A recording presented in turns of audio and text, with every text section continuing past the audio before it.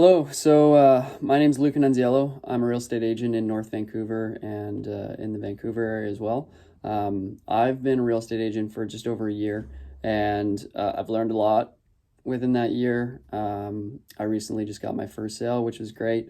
And the reason why it took me so long, I mean, obviously everyone has different time frames and everyone's doing different stuff, but when I started, I was working full-time at a renovation company. And so I just didn't have time for real estate. So I decided to quit that a few months ago and then go full-time real estate, which was probably the best thing I decided to do. So when I first quit, I was like, okay, well, what do I do? Like, I can't just sit around all day and hope people call me. So I already had a website. I was doing open houses for people, and I found it was really hard to meet buyers that way. So I was like, hey, what can I do to get my first sale? So I actually saw on YouTube a guy named Mitch Sherrard. He's very popular. He had a video similar to this one, and it was, how to get buyers to contact you through Facebook for free. And this is totally free. All you need is your time, which most real estate agents who are starting out, they have a lot of that. I had a lot of that when I was starting out, so I was like, okay, sweet, I can definitely do this. So firstly, what you're going to want to do is you're going to want to, so I have my screen open here. What you're going to want to do is find some listings that you want to post on Facebook. Try and find some ones that are going to get a lot of attention, like maybe some ones that have a lot of character or that are a good price point, or just brand new listings. You can search that way too. That's what I usually do. And then the other thing that you're going to want to do is figure out like which bracket of houses that you're going to want to advertise. So like for me, I'm pretty young and I'm an outdoorsy type of guy.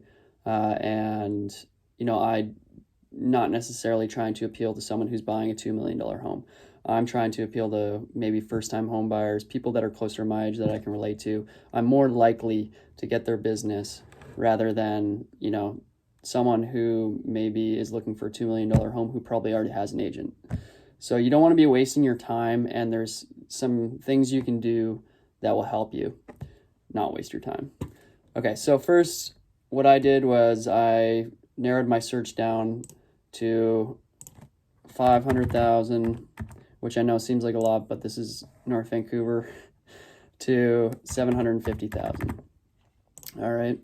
And then what I did here, and I went to the area that, I wanted to concentrate into. So this is another big thing. If you want to concentrate in one area, you can just upload all these listings. Now, of course, you need permission from the realtors before you do this, but most of them are happy to let you post.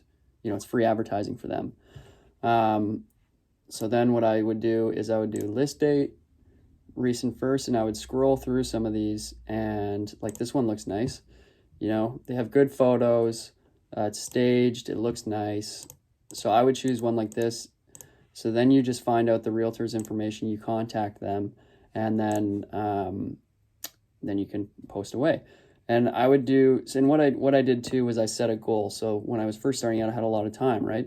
But I didn't necessarily want to fill my days with just doing this over and over and over again. And then it's a lot to keep track of down the line. So what you want to do is maybe set a goal for like 5 of these a day, 10 of these a day. I don't know, however much you want to do. But keep in mind that, 2-3 weeks down the line, you got to make sure that if they change the price, if if it's sold, then you don't still have it advertised on Facebook Marketplace. Now, that being said, I definitely let some slip through the cracks, and I actually got a message from a potential buyer about a place that was sold, and I was like, oh, hey, so sorry about that. This one's been sold, but if you're looking for something that's similar, I have a lot of options, and I ended up working with that person, and we're looking for a home right now. So, I wouldn't make it a practice to leave your sold places up there, but you never know, right? Anyhow, so what you're going to want to do is, now people have different strategies for how they do this part, but I'm just going to show you what I did and what works the best for me. So I just click download all the images. So I'm just going to do a few just so I can show you. download a few of these. Some people say, okay, like there's a strategy to it and you only want to have like 4 or 5 images so that they contact you and they ask for more images. But I found that for me personally, that didn't work that well. The best for me was if I had all the images and all the information on there, or all the important information anyways. So, okay, so let's say we've downloaded all the photos. We've asked this realtor if we can list their home on Facebook. They say yes. So then we go back to Facebook here, go to create new listing.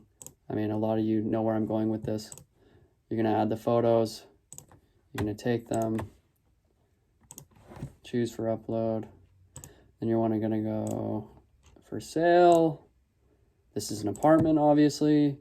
Okay, and then we'll go back here and see. Oops. We're going to see, so it's a one bedroom, 1 bathroom. So you fill out all the information, you go back, look at the price, $685. It's kind of expensive. I mean, it was nice though. You put in the address, and then for the property description, what you're going to want to do is, I just take this whole thing here and I just copy and paste it in. And then underneath, so I'll just do it for you right now. So I put this in, and then Facebook's kind of weird. For me, I have to hold shift and press enter to get it to tab down. So hold shift, press enter a couple times, and then I have saved in here. I don't know if it's still in here.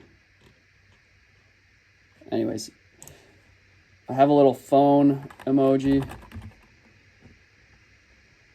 And anyways, it's not popping up because I'm recording. But I put a phone emoji, and then I put my phone number. If you want to know more, please contact me. I put my email address. And then underneath, make sure, I know every board is different, but a lot of them you have to tell who it's being listed by. So at the bottom here, you can see it's been being listed by Oakland Realty. And so I just copy that.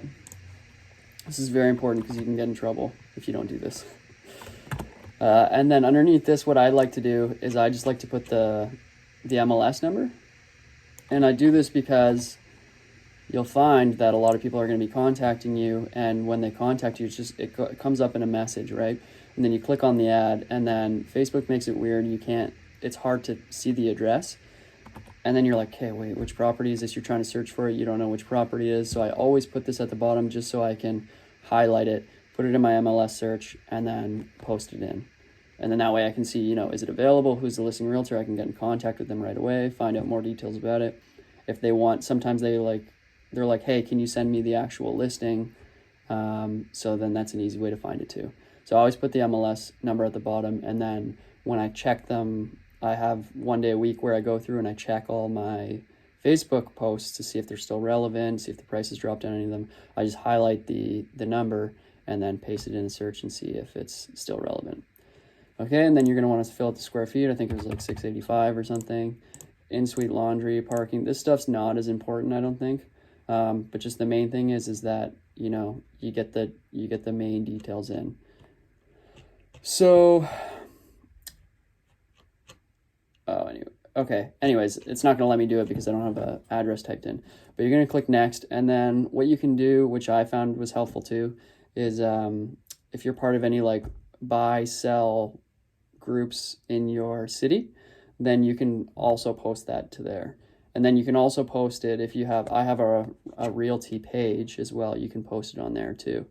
So, I mean, the more you get it out there, the better, right? Because more eyes on it is good. And then the goal here, obviously you're not trying to sell. I mean, it's great if you sell this place specifically, but what you want is people contacting you who are potential buyers, right?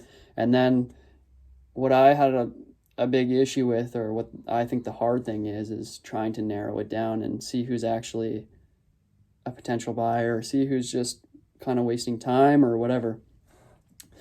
So it's good to just ask the questions right away, right? I think maybe a lot of people who are starting out, they get really excited because they get a message, or they get nervous. They don't want to ask the hard questions, but you learn pretty quickly that you have to do that. Otherwise, you're going to be wasting your time. So you want to ask them, one, are you pre-qualified for a mortgage? And you don't want to obviously put it lightly and maybe have a little back and forth before you just go ahead and say, oh, hey, are you pre-qualified for a mortgage? If not, then I'm not dealing with you. But, you know, you ask them some questions about themselves, like how long have they been searching? Are they working with another realtor, which is another huge one? And sometimes they are. And, you know, you don't want to overstep your boundaries here. Like if they're working with a realtor already, be respectful and just say, okay, well, you know, I'm happy to help you if you'd like, but typically you work with one realtor. And that's what I usually say. I know a lot of realtors will not care if people are working with other realtors, and I don't know. I just don't think that's a good way to run business, especially because realtors have to work together, and you know, if you burn a bridge, and then especially in North Vancouver, it's fairly small. If you run into them down the line and you're negotiating with them, it's probably going to be a lot harder, or they're just not going to want to deal with you at all. So anyhow, I try to be as respectful as possible. You know, if they say, "Oh, I don't know, I've talked to one last year, but you know, we never met. You know, we didn't see any properties," then it's pretty much fair game, right? But moral of the story is be respectful.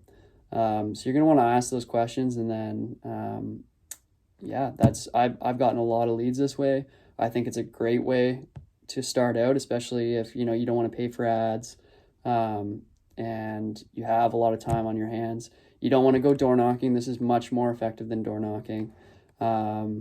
You can practice talking to people. You can call them. You know, ask for their number. You can set them up in the MLS and then start a search for them if they're looking. And again, this is how I got my first sale, and this is how I've met, many other potential buyers who I'm still working with. So I think it's a great way to start out, and yeah, I think I hope it works for you. Let me know if it works, and I hope this video is helpful. If you have any questions, feel free to put them down below, and I'd be happy to answer them. Good luck.